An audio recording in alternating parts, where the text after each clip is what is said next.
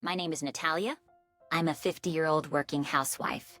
This year marks my 25th anniversary with my husband Silas. We couldn't have children due to our health conditions, so it's just the two of us.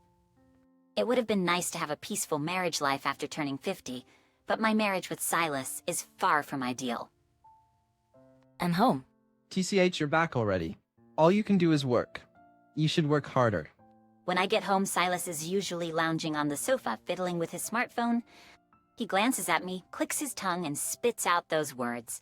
Well, today the business meeting ended early. I bought some deli food from the mall at the station. Must be nice, not doing housework. Just picking up food without having to think. Do you think that's gonna make me happy? It's not like that. Silas stands up from the sofa, visibly irritated, sighs heavily, and goes into his room. I wonder when he started treating me like this.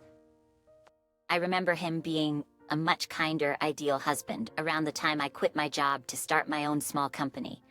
It's your dream to start a company, Natalia. I want to support that. He used to say that and volunteered to take care of the house.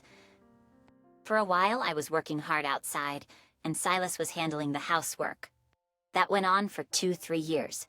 Silas initially did the housework willingly, but gradually his attitude became cold and arrogant. Now, no matter what I do at home, I'm met with sighs and tongue clicking.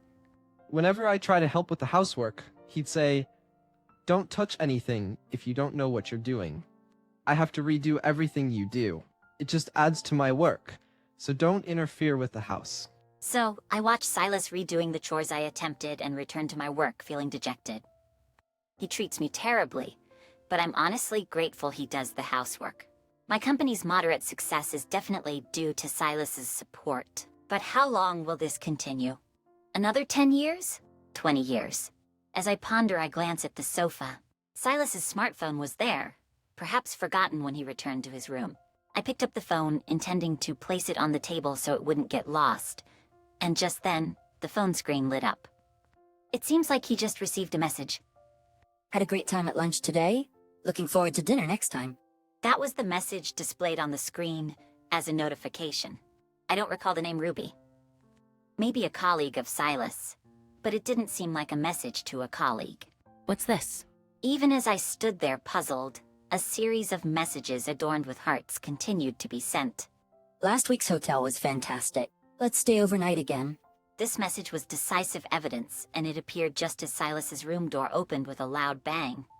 Noticing the smartphone in my hand as I stood near the sofa, Silas's eyes widened in anger. Hey, what are you looking at? He strode towards me with heavy steps, snatching the smartphone away as if to take it back. As he turned to go back to his room, I couldn't help but raise my voice to stop him. Wait, Silas, who's Ruby? What's this relationship about and a hotel? At my questioning, Silas let out a large click of his tongue. Huh? You read the messages. That's the worst. Even if you're my wife, it's an invasion of privacy to read that much. Privacy. I just picked up a phone you forgot, and the messages were there. More importantly, who is Ruby? That's the issue. So the CEO has different standards, huh? Trying to dismiss someone's privacy. I'm not talking about that right now. No matter how much I pressed him for answers, Silas only kept shouting.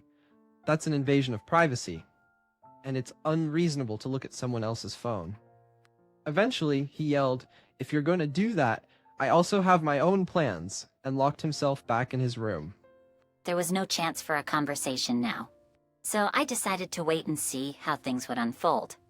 For a few days, after seeing Silas's smartphone screen and the messages that appeared, he completely avoided me. As soon as I got home, he'd go to his room and wouldn't come out until I left for work in the morning. I wondered if he was planning to stay in his room all day on weekends or leave the house early and not come back all day. Amidst these thoughts, an incident occurred. Silas, hey, I need to ask you something. I was frantically knocking on Silas's room door. It was rare that I finished work earlier before him. Silas came home late as always, ignoring me and going straight to his room. Until today, I hadn't interfered with Silas's behavior, but I couldn't let it go. Without worrying about disturbing the neighbors, I banged on the door, raising my voice. Hey, come out. A credit card from my room is missing. Do you know anything about it? Yes, the black credit card I had stored in my room's drawer was missing. I hadn't moved the card for about a week, and it was locked in a drawer. I checked the rest of the room just in case, but nothing else was missing. Only the drawer's lock was opened, and the card was gone. I felt cold sweat on my back. Only Silas could have done this in our house. Maybe mentioning the card worked, as Silas soon came out of his room with a smirk, holding the card I was looking for. Do you mean this card? Yes, that. Why did you take it without permission? I had it locked up. I shrieked and Silas deepened his smirk. Locks don't mean much when you leave the keys inside the house. It's easy to find out where they are. But to take it without asking... I told you I have my own plans. If you're gonna snoop through my phone, then I might as well enjoy using your card. Had a great time with Ruby. Shopping at designer stores, staying at luxury hotels, cost about $30,000, I guess. Make sure you pay it all off. Saying this, he carelessly threw the card down. I hurriedly picked up the card as it clattered on the hallway floor, holding my head in disbelief. What had this man done? My distraught appearance must have looked amusing to Silas. Looking down at me, he began to laugh loudly. Men, a black card is really something. You can buy anything with it. If you had something like this, you should have shared it earlier instead of being stingy. If you let me use this from now on, I might consider not divorcing you. Cutting off Silas's rambling words, I spoke in a low voice. Did you check? Huh? Check what? Did you properly check the name on it? Huh? Silas, looking foolish, turned his head towards me as I thrust the card I had picked up towards him. It wasn't in my name. This card wasn't mine. It belonged to one of my fellow entrepreneurs' friends. Last week there was a networking event among entrepreneurs in the same industry which included drinks. I hadn't drunk much, but one of the attendees did and decided to leave early. He was quite drunk and attempted to pay first, accidentally leaving his card at the register. The distressed staff member brought the card to our table as I was sitting with the group. That made sense, especially since it was a black card. It seemed that the store thought it best to hand over such a thing to an acquaintance of the forgetful owner rather than keep it. Fortunately, I had plans to meet that person soon, so I agreed to temporarily keep the card to return it to him. That meeting was scheduled for tomorrow, and when I went to retrieve the card, I noticed the drawer was unlocked. That was the course of events leading up to this. No way. But this card... You've been splurging with someone else's card? You realize that's a crime, right? It's called fraudulent use. But it was in your desk. Anyone would mistake it for yours. I've been tricked. It's a fraud. Entering someone's room without permission and opening a locked drawer, isn't that an invasion of privacy? Go. Silas just groaned, sounding like a frog. I sighed and took out my smartphone, obviously to contact the credit card owner. Realizing what I was about to do, Silas fell to his knees in panic, clinging to my feet, desperately pleading. Wait, please. It's a misunderstanding. Just a little one. Right? The card's owner is your acquaintance, isn't it? Ask him to let it slide. Let it slide. $30,000. I mean...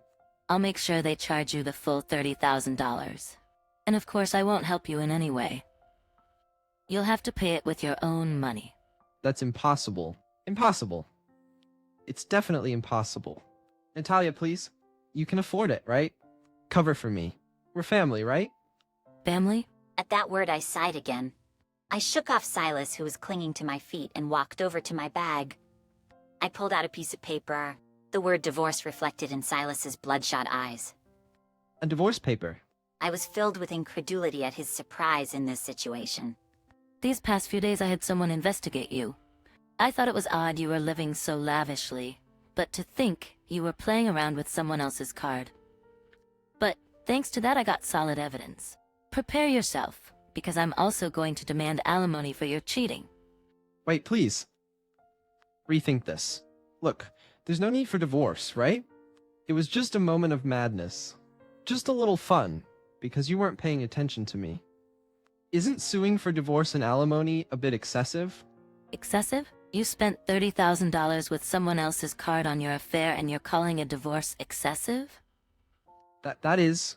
At my words, Silas finally crumbled to the floor. It looks like he's crying. Yet seeing my husband of 25 years in such a state, my heart didn't stir in the slightest. He had brought it upon himself. A few months later, my divorce with Silas was finalized smoothly. At the same time, I filed for alimony due to his cheating. Silas, on the other hand, was chased by the claims for alimony and the payment demands from the credit card's actual owner, leading him to accumulate debts here and there. Most of our living expenses over the years had been paid by me. Silas, having spent his salary without saving much, had hardly any savings, which was astounding. Additionally, he still faced charges for the fraudulent use of the credit card. Naturally, he couldn't afford to pay the settlement, and it seems like he ended up in the care of the police. Given the situation, it's unlikely that his affair partner would be waiting for him once he gets out of prison. As for me, I had to move houses due to the property division during the divorce. Leaving the house I had lived in for 25 years felt a bit daunting, but I decided to take this opportunity to buy a new high-rise apartment, starting afresh in my new castle. The issue of Silas did cause some trouble among my fellow entrepreneurs' friends, but they understood it wasn't my fault, and our friendship continued unchanged.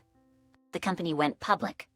I had always believed that my business was thriving because Silas had been supporting me.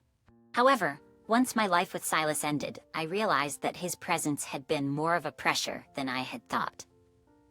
There was no way I could relax in an environment where I was constantly met with sighs and tongue clicks upon returning home. Free from Silas, I was able to dedicate myself more to my work than ever before. I decided to do household chores in my way, and for parts I couldn't manage, I opted for professional housekeeping services. The housekeepers, efficient and cheerful, turned out to be more supportive than Silas ever was. I wished I had made this change earlier.